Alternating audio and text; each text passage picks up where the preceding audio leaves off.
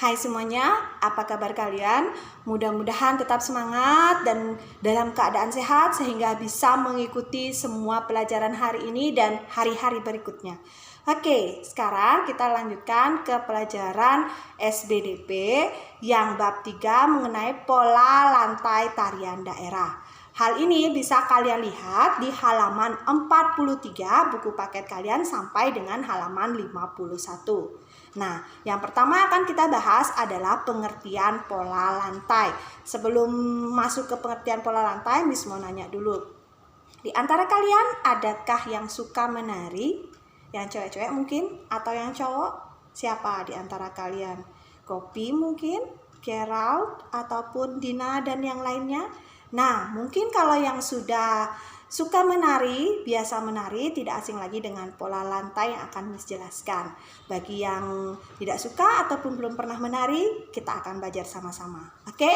Nah, perhatikan di halaman 43, garis bawahi apa yang Miss sampaikan saat ini.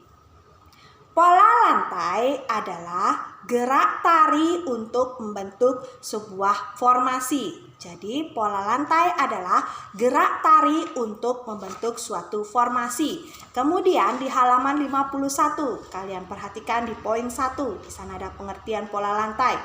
Pola lantai adalah komposisi atau susunan letak penari di panggung. Pola lantai adalah komposisi atau susunan letak penari di panggung. Miss akan sampaikan lagi satu pengertian pola lantai. Jika nanti Miss tanyakan apa pengertian dari pola lantai, kalian bisa menjawab yang mana saja yang kalian ingat. Nah, pola lantai adalah garis yang dilalui penari saat melakukan gerakan tarian. Nah, itu 3 pengertian pola lantai.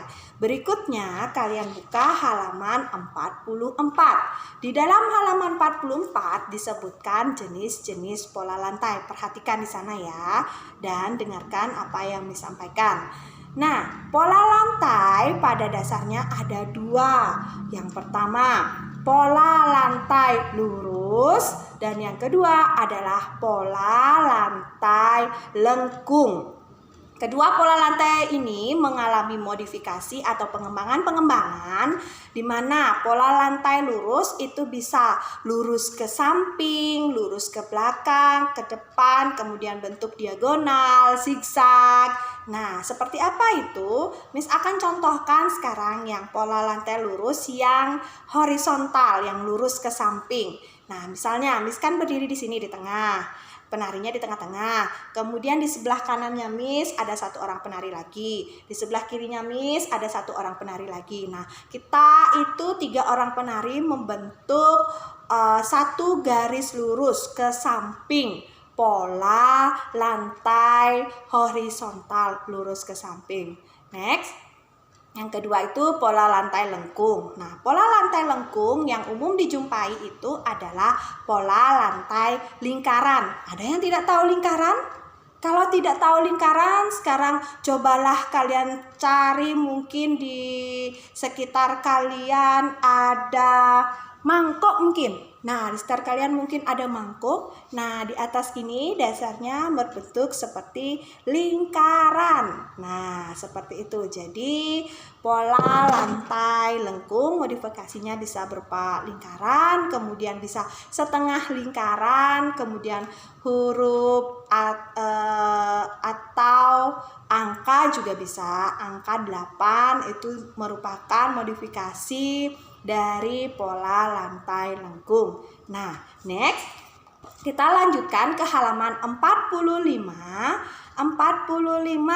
Di sana disebutkan jenis-jenis tari daerah Nusantara.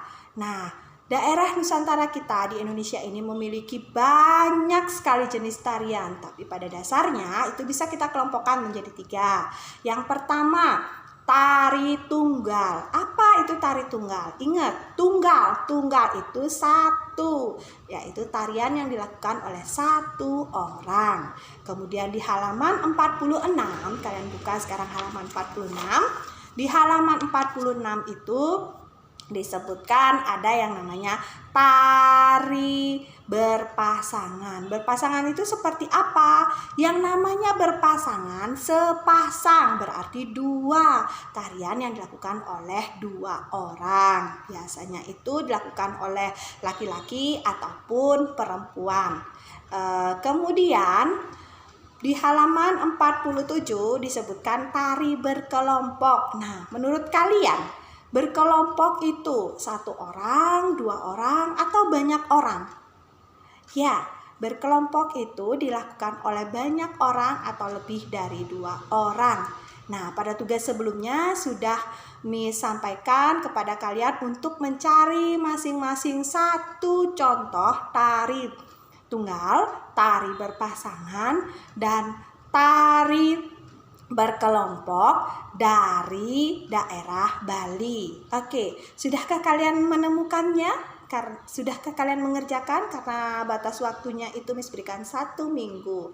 Nah, Miss kasih contoh sekarang. Kalau tari tunggal yang ada di Bali itu misalnya adalah tari baris tunggal. Nah, itu dilakukan satu orang. Kemudian tari berpasangan, itu tari olek tamu lilingan, ditarikan oleh satu orang laki-laki dan satu orang perempuan. Kalau tari berkelompok itu dilakukan oleh banyak orang. Misalnya kalau daerah Bali itu contohnya adalah tari kecak. Nah, masing-masing jenis tarian itu memiliki pola lantai tersendiri. Yang paling bebas menentukan pola lantai adalah tari tunggal karena hanya dilakukan oleh satu orang penari. Nah, kemudian tari dari daerah-daerah ini banyak macamnya, bisa kalian cari sendiri. Kemudian kalau kalian perhatikan di halaman 47, di halaman 47 itu adalah praktek dari pola lantai dalam tarian. Mungkin bisa kalian cermati satu contoh dari tarian atau yang sudah bisa kalian kuasai bagi yang suka menari. Nah, pola lantai apa yang digunakan? Itu bisa kalian ceritakan nanti ketika kita melakukan video call untuk membahas materi, mengalami apa kesulitan kalian dalam belajar. Oke. Nah, untuk pola lantai hanya itu materinya. Jika ada pertanyaan, kalian bisa langsung di WA Group ataupun melalui Google Classroom. Untuk tugas kalian kali ini adalah kalian mengerjakan uji kompetensi di buku paket kalian halaman 52 sampai dengan 54. Jawabannya kalian buat di buku latihan kalian, diisi optionnya misalnya yang Romawi 1A apa pola lantai gitu. Kalau yang Romawi 2 dan Romawi 3 cukup kalian tulis jawabannya saja. Oke, jelas tugasnya? Miss ulang sekali lagi, tugas kalian adalah mengerjakan uji kompetensi di buku paket halaman 52 sampai dengan 54. Tulis di buku tulis jawabannya, kemudian kirimkan di Google Classroom. Oke anak-anak, sampai di sini dulu. Nanti Miss akan lanjutkan ke video pembelajaran berikutnya. Selamat belajar, tetap semangat dan sehat selalu.